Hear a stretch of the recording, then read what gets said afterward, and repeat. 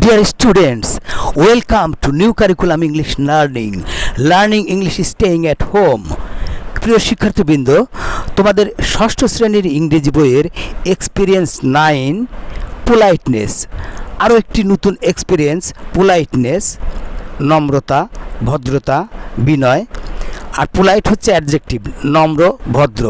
প্রিয় শিক্ষার্থীবৃন্দ, পোলাইটনেস, নম্রতা, ভদ্রতা অথবা বিনয়, এটা একটা নাউন ওয়ার্ড। আচ্ছা, এই এক্সপিরিয়েন্স নেম, এটা এক্সপিরিয়েন্স 9-এর শিরোনাম।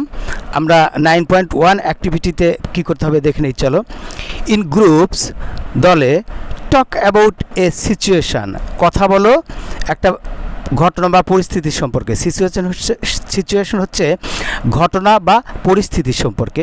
হয়ার, যেখানে you asked for help from your teacher. Ask for মানে চাওয়া, যেখানে তুমি যে ঘটনায় তুমি চেয়েছিলে হেল্প, সাহায্য, কার কাছ থেকে? ফ্রম ইউর টিচার, তোমার শিক্ষকের কাছ থেকে, ফ্রেন্ড, বন্ধুর কাছ থেকে, অর এ সিনিয়র। সিনিয়র হচ্ছে তোমার চেয়ে যে বয়সে বড় তাকে সিনিয়র বলা হয়, অথবা তোমার চেয়ে বয়সে বড় কারো কাছ থেকে। দেন তারপর right down a few sentences, write down লেখো, এ ফিউ সেন্টেন্সেস অল্প কয়েকটা বাক্য, হুইচ কন্টেইন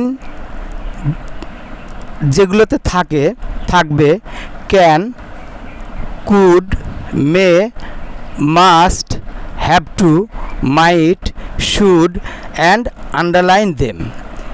যে বাক্যগুলোতে থাকবে can, could, may, must, have to, might, should, এগুলো থাকবে, এবং অ্যান্ড আন্ডারলাইন দেম, এবং ওগুলোকে আন্ডারলাইন করো, মানে নিচে দাগ দাও। আন্ডারলাইন অর্থ হচ্ছে দাগ দেওয়া। প্রিয় শিক্ষার্থীবৃন্দ, এই হচ্ছে কাজ।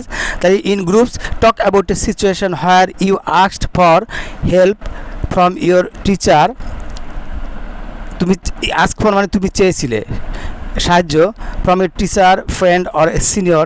দেন write down a few sentences which contain, যে বাক্যগুলোতে থাকবে, হুইচ মানে যে, হুইচ হচ্ছে এই যে সেন্টেন্সগুলোর কথা বলা হচ্ছে, যে বাক্যগুলোতে থাকবে can, could, may, must, have to, might, should and underline them, এবং শেষে বলা হয়েছে অ্যান্ড আন্ডারলাইন দেম, এবং সেগুলোর নিচে দাগ দাও, এই শব্দগুলো, মে, মাস্ট, হ্যাভ টু, এগুলো। প্রিয় শিক্ষার্থীবৃন্দ, তাহলে এই হচ্ছে কাজ।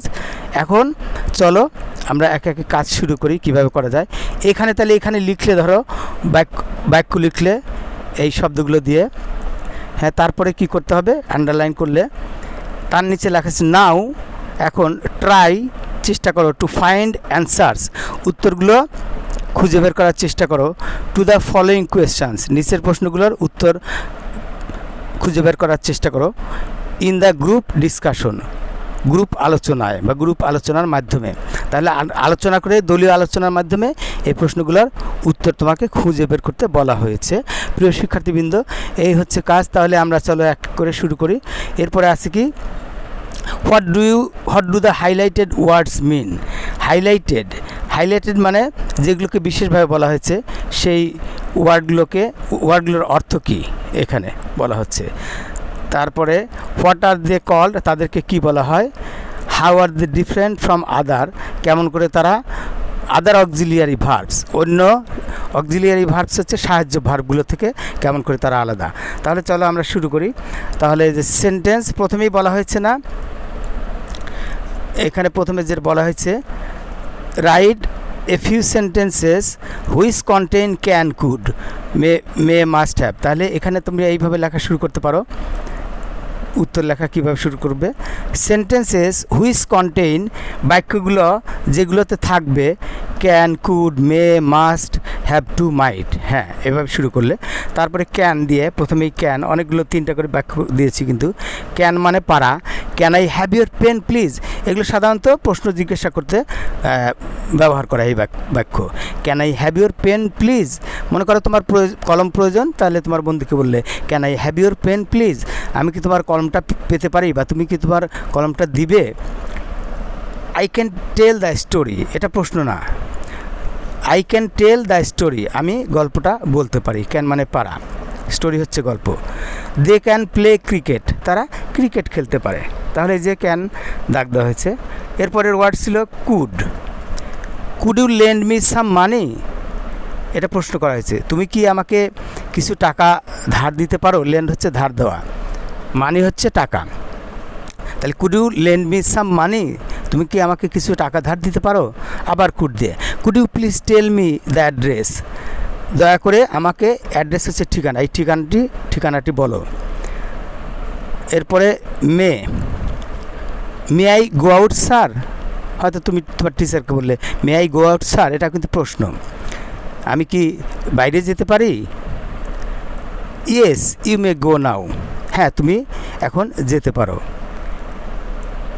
মে আল্লাহ ব্লেস ইউ, আল্লাহ তোমার মঙ্গল করুন, তাহলে ব্লেস হচ্ছে মঙ্গল করা বা আশীর্বাদ করা। মে আল্লাহ ব্লেস ইউ, আল্লাহ তোমার মঙ্গল করুন। এরপরে মাস্ট হচ্ছে কোনো কিছু জোর দিয়ে বলা, অবশ্যই। You must respect your parents, তুমি অবশ্যই সম্মান করবে। রেসপেক্ট হচ্ছে সম্মান করা। ইউর প্যারেন্টস, তোমার বাবা মাকে, অথবা তোমার বাবা মাকে সম্মান করা উচিত। You must respect your parents. We must obey our teachers, we must উচিত, তাহলে উই মাস্ট অবে আমাদের মান্য করা উচিত, অবে হচ্ছে মান্য করা। আওয়ার টিচার্স আমাদের শিক্ষকদেরকে মান্য করা উচিত। We must obey our teachers. I must recite the poem, আমি অবশ্যই, রিসাইট হচ্ছে আবৃত্তি করা, দ্য পোয়েম আমি অবশ্যই কবিতাটি আবৃত্তি করব। এখানে মাস্ট শব্দটা অবশ্যই অর্থে ব্যবহৃত হয়েছে। হ্যাভ টুও কিন্তু একই, মাস্টও যা প্রকাশ করে হ্যাভ টুও তাই, একদম কাছাকাছি। হ্যাভ টু, তাহলে I have to go there, আমার সেখানে যাওয়া উচিত, এখানে উচিত অর্থে। তাহলে I have to do this, আমার এটা করা উচিত। I have to write a letter, আমার একটি চিঠি লেখা উচিত, এরকম আর কি। You have to pay the money, pay হচ্ছে পরিশোধ করা, তোমার টাকাটা পরিশোধ করা দরকার। You have to pay the money. We have to study well, have to হচ্ছে উচিত, তাহলে we have to study, must আর হ্যাভ টু কিন্তু একই। We have to study well, আমাদের ভালোভাবে লেখাপড়া করা উচিত। স্টাডি হচ্ছে লেখাপড়া করা। এরপরে মাইট, ইউ মাইট বি হ্যাপি, তুমি সুখী হবে। ইউ মাইট বি হ্যাপি, তুমি সুখী হবে। We might go on a picnic, আমরা পিকনিকে যাব বা বনভোজনে যাব। প্রিয় শিক্ষার্থীবৃন্দ, এই ছিল শব্দগুলো নিয়ে সেন্টেন্স মেকিং। হ্যাঁ হলো সুন্দরভাবে, আশা করি বুঝতে পেরেছ। এরপরে কোয়েশ্চন অ্যান্সার যেগুলো দেওয়া ছিল এরপরে প্রথমে দেখানো হলো। তাহলে what do the highlighted words mean, highlighted words যে শব্দগুলো দেওয়া ছিল, তাহলে ওই শব্দগুলোকে হাইলাইটেড ওয়ার্ডস কোনটা? মে, মাইট, কুড, হ্যাভ টু, হ্যাঁ যেগুলো নিয়ে বাক্য রচনা করা হলো। দি highlighted words mean polite request, তাহলে পোলাইট হচ্ছে নম্রভদ্র, রিকোয়েস্ট হচ্ছে অনুরোধ। কাউকে যদি নম্রভদ্রভাবে অনুরোধ করতে হয়, তাহলে যে শব্দগুলো দিয়ে বাক্য রচনা দেখানো হলো ওই শব্দগুলো ব্যবহার করতে হয়। The highlighted words mean polite request and they are also used, এবং সেগুলো ব্যবহৃত হয় to express the obligations or possibility. Obligation মানে বাধ্যবাধকতা, অর পসিবিলিটি হচ্ছে সম্ভাব্যতা, অব দ্য মেইন ভার্বস, প্রধান ভার্বের বাধ্যবাধকতা অথবা সম্ভাব্যতা প্রকাশার্থে, এক্সপ্রেস মানে প্রকাশ করার জন্য ওই দাগ দেওয়া শব্দগুলো ব্যবহার করা হয়, যে শব্দগুলো প্রথমে আমরা বাক্য রচনা করলাম। ওকে, তাহলে হোয়াট আর দে কল্ড, সেগুলোকে কি বলা হয়? হ্যাঁ ওগুলোকে বলা হয়, তোমরা এখন শিখতে হবে কিন্তু, ভার্ব। কি verb? Modal auxiliary verb. Main verb আছে না, প্রধান ভার্ব আছে, মেইন ভার্ব আছে, তারপর সাহায্যকারী ভার্ব আবার দুই রকম, একটা হচ্ছে মডাল অক্সিলিয়ারি আর প্রাইমারি অক্সিলিয়ারি। আচ্ছা, এগুলো হচ্ছে modal auxiliary. May, might, can, could, shall, should, will, would, হ্যাঁ 13টার মতো আছে, সেগুলো পরে জানতে পারবে। এখানে যে কটা আছে এই কটার সম্পর্কে আগে জেনে নাও। তাহলে হোয়াট আর দে কল্ড, তাদের কি বলা হয়? They are called modal auxiliary verbs. হ্যাঁ, যেগুলো দিয়ে আগে প্রথমে বাক্য রচনা করা হলো ওগুলোকে মডাল অক্সিলিয়ারি ভার্ব বলা হয়। How are they different from other auxiliary verbs? Other auxiliary verbs হচ্ছে এই যে প্রাইমারি অক্সিলিয়ারি। তাহলে অক্সিলিয়ারি ভার্ব দুই রকম, মডাল অক্সিলিয়ারি আর প্রাইমারি অক্সিলিয়ারি। প্রাইমারি অক্সিলিয়ারি তো আগে জানো, am, is, are, was, were, have, has, হ্যাঁ ওগুলো পরে জানবে, তাহলে আমি মোটামুটি ধারণা দিচ্ছি। ওইগুলো হচ্ছে প্রাইমারি অক্সিলিয়ারি বলা হয়। They are different from other auxiliary verbs, ওগুলো আদার অক্সিলিয়ারি মানে প্রাইমারি অক্সিলিয়ারি ভার্ব থেকে ওগুলো ডিফারেন্ট মানে আলাদা। বিকজ কারণ দে আর নট ইউজড, ওগুলো ব্যবহার করা হয় না টু এক্সপ্রেস প্রকাশ করতে, হ্যাঁ প্রকাশ করতে the tense like primary auxiliary verbs. হ্যাঁ প্রাইমারি অক্সিলিয়ারি ভার্বস হচ্ছে am, is, are was, were, have, has, এগুলো কী করতে বলা হয়, টেন্সের জন্য মূলত ব্যবহার করা হয়।